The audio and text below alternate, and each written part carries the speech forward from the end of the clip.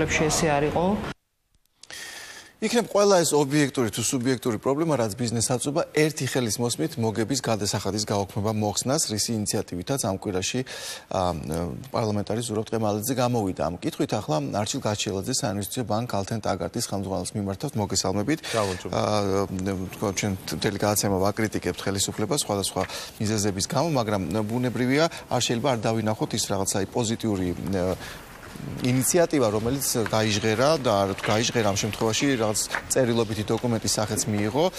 ეს არის ზურაბ ტყემალაძის ინიციატივა, რომ მოგების გადასახადისგან გაათავისუფლდეს ბიზნესი, თუ კი ეს ფული ჩაიდება ბიზნესის განვითარებაში. თქვენ როგორ აფასებთ ამ ასეთი გადაწყვეტილების, თუ კი იქნა მიღებული ეფექტს და თქვათ იმას, რომ აქ წერია, რომ ეს არანაირ გავლენას არ მოახდენს ბიუჯეტის ხარჯვის ნაწილზე, არც შემოსავლებზე, რამდენად რეალისტურად გეჩვენებათ ეს? ანუ რამდენად რეალისტურია თავად გადაწყვეტილება? თვითონ იდეა იმისი, რომ მოგების გადასახადი ჩანაცვლდეს დივიდენდის გადასახადით, ჩვენ ძალიან მოგწონს და გონია, რომ ეს არის ასე ვთქვათ სწორი გადაწყვეტილება. ის ასე ვთქვათ ვარიანტი, რომელიც არის შემოთავაზებული, მანდამაინც არ მოგწონს და ჩვენ ასე ვთქვათ ბიზნეს ასოციაციის გავლით გავაგრძელებთ კონსულტაციას მთავრობასთან და შევთავაზებთ. კერძოდ რა არის, რახან ახსენეთ, რომ არ მოგწონთ მიზეზის გვითხარით. ანუ მთელი ამ იდეას, რომ მოგების გადასახადით ჩანაცვლდეს დივიდენდის გადასახადით, კარგად ახსნა ჭირდება. ანუ ეს არის ლაპარაკი იმაზე, რომ ის კომპანიები, რომელსაც მოგებას ნახულობენ, იმის მაგერად რომ სახელმწიფოს გადაუხადონ რაღაც თანხა, გადაუხდიან მხოლოდ იმ შემთხვევაში, თუ წაიღებენ სახში დამფუძნებლები და გაიტანენ ბიზნესიდან. ხო, თუ ბიზნესში დატოვებენ, ფაქტიურად არ გადაიხდიან ამ მოგების გადასახადს. ანუ ეს არის რეალურად მოხსნა კი არა გადავადება გრძელ ვადაში. ეს ნიშნავს, რომ ამ კუთხით, ასე ვთქვათ, სახელმწიფო იღებს დაახლოებით 800 მილიონ ლარს და დივიდენდის გადასახადი 5-დან 20-ზე რო გაიზრდება, ამით ფაქტიურად 700 მილიონი ლარი შეიძლება დააგდეს ბიუჯეტს. ანუ ის რო დანაკლისი არ იქნება, რა თქმა უნდა, რთული და შესაძლებელია.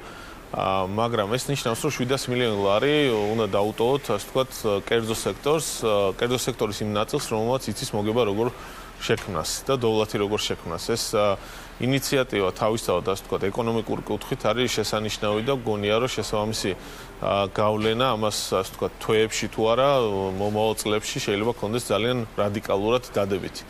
ხა, რაც შეეხება მეორე დადებით დიდ ნაწილს ამ იდეის და მე ასე ვთქვათ, ვიტყვით კანონმდებლობა თვითონ რაც არის შემოთავაზებული, როგორ შეიძლება რომ დაიხვეწოს. ხო, დაიხვეწოს. ანუ მეორე ნაწილი არის ის, რომ საგადასახადო დავების 80%-ზე მეტი არის იმასთან დაკავშირებით, ესა თუ ის ხარჯი უნდა შედიოდეს, თუ არ უნდა შედიოდეს მოგების დაანგარიშებისას. იმიტომ რომ მაყურებელმა რომ ასე ვთქვათ, კარგად გაიგოს რაზე არის საუბარი, ბიზნესს აქვს შემოსავალი, აქვს ხარჯები და ნაწილი ხარჯების საგადასახადო კუთხით შეიძლება ჩაითვალოს, ან არ ჩაითვალოს მოგების დათვლის დროს, მოგების დაბეგრადად, ხო, დაბეგრადად და შესაბამისად შეიძლება საგადასახადო მოთხოვოს, რომ ეს ხარჯი საგადასახადო კუთხით არ იყო ხარჯი და არ უნდა გაგეტარებინა და ასე შემდეგ, ასე შემდეგ. რა, ყველა ეს პრობლემა იხსნება, როგორც კი ვიტყვით, რომ იცი რა, მოგების დათვლას, როგორც ასეც საერთოდ ვაჩერებთ და ვიძახით, რომ თუ სახში მიგაქვს ფული, ეს იქნება ხელფასის სახით თუ დივიდენდის სახით, იხდი 20%-ს და აქ თავდება მთელი დისკუსია.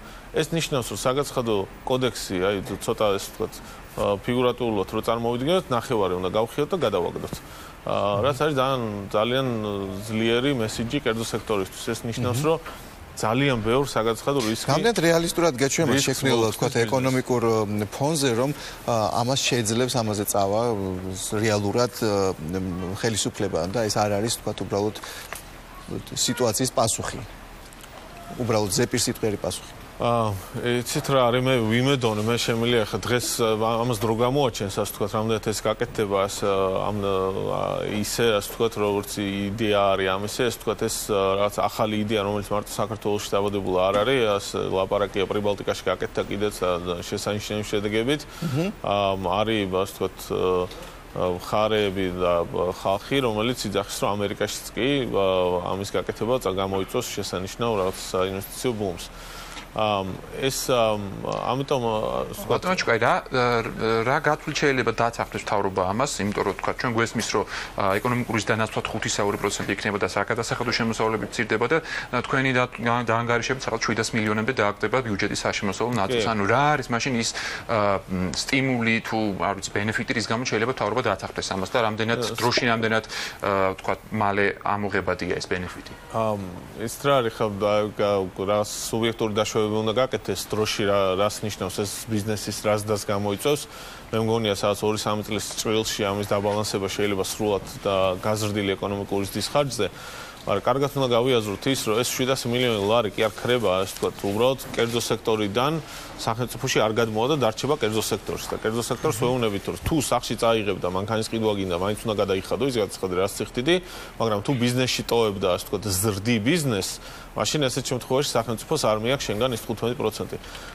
და წაიღებს სახელმწიფო ისევ, ასე ვთქვათ, დივიდენდს პლუს მოგებას 20%-ს, როცა სახში წაღებას გადაწყვეტავ ამ ფულის. ეს არის ძალიან ძლიერი მესიჯი და ამის სწორად გაკეთება გამოიწვევს შესანიშნავ ეფექტებს, მაგრამ ის რაც არის შემოთავაზებული არის ფაქტიურად სწორი იდეა და რაღაც არასწორი განხორციელების გზა დასახული. კეთილ, ძალიან დიდი მადლობა და პარლამენტარებს თუ კი თქვათ ამ ცვლილების განხილვისას გაუჩნდებათ ეჭვები, ნუ შეუძლია გალთენ ტაგას რატო არის რა ეს ანუ ის რაც არის შემოთავაზებული ნიშნავს რომ მოგებას არ გადაიხდი მოგების გადასახადს თუ 3 წლის განმავლობაში კაპიტალურ დაბადებას გააკეთებდა.